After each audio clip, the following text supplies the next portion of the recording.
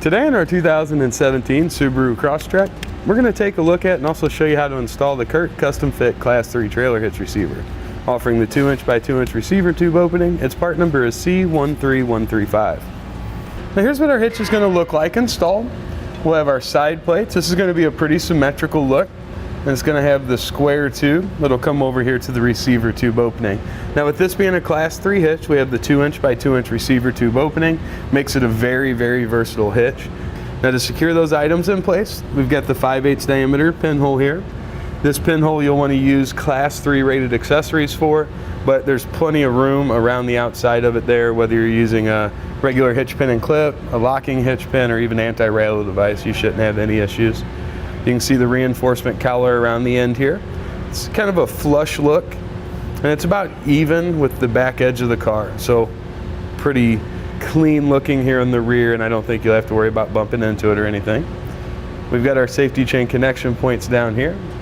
These are going to be a rounded steel stock style connection point, and there's a good amount of room there, so you shouldn't have any issues getting your chains connected. When it comes to weight ratings for the hitch, it's going to offer us a 525-pound tongue weight rating.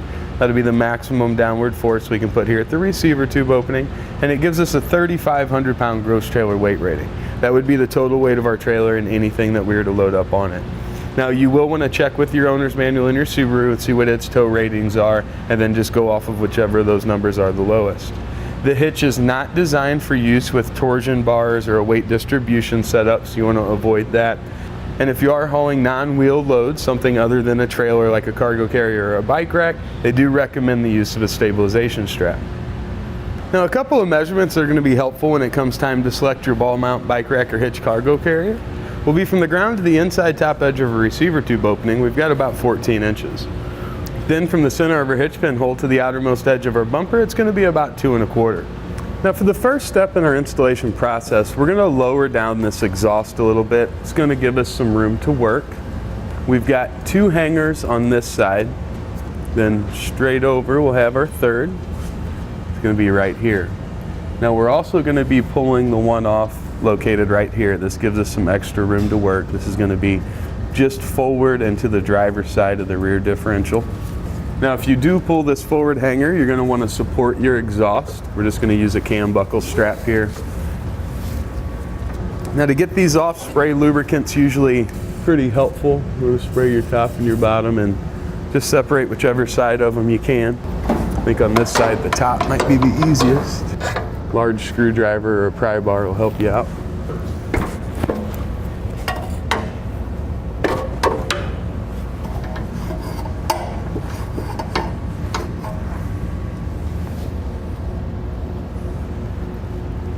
Alright, that should give us plenty of room. Now we'll come up to the frame rail. This is on our driver's side. This plug covers our forward attachment point, and this one's going to be for the rear. So we want to get those out of the way. The one that's in the middle we can just leave there.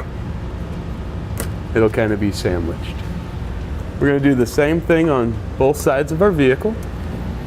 Now to install our hardware, we're going to need for our carriage bolts to pass through this hole, and also our spacer block. So you'll see we are going to have to enlarge that hole slightly to allow those to go through. You can use a regular file to kind of open the hole up, or typically what I'd use is just going to be a rotary tool. I'm just going to kind of notch it on each side and allow room for our bolt and also our spacer to pass through.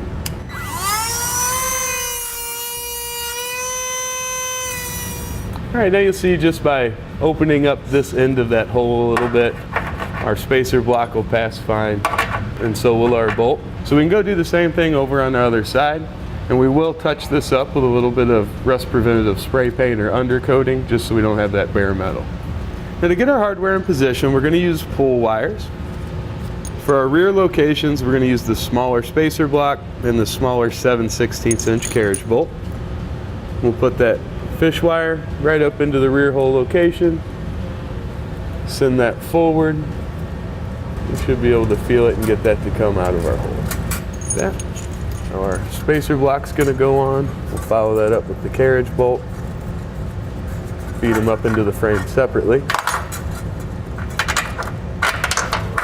And then just pull it down through. We'll take our fish wire off. We're going to do the same thing for that on the other side. But while we're on this side, we can take care of getting our 1/2-inch carriage bolt into position. It'll be a little different. We're going to put the carriage bolt in the spacer block and then thread on the pull wire. Put our bolt in, our spacer block, and then we'll pull that back down through. And we'll do that same thing on the passenger side as well. Now with the help of an extra set of hands, we're going to be able to get our hitch lifted up into position. And we're just going to guide our bolts through the holes that are in our flange. You want to be careful not to push those up into the frame itself. And then we're going to thread on one of our flange nuts. We'll do the rearmost bolt with our smaller nut.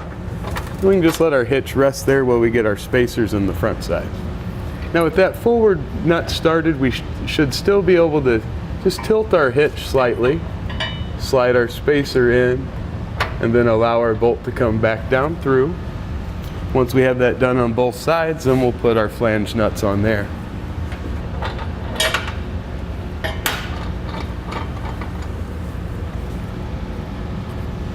Once we have everything started, we'll get our hardware snugged down, and then we'll torque them to the specifications listed in our instructions.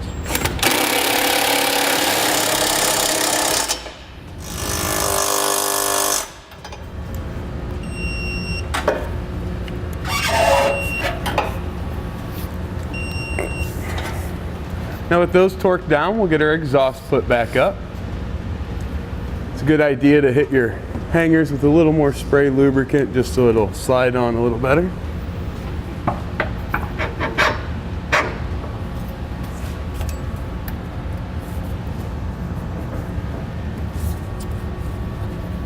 Alright, now we can pull down our strap and our hitch will be ready for use.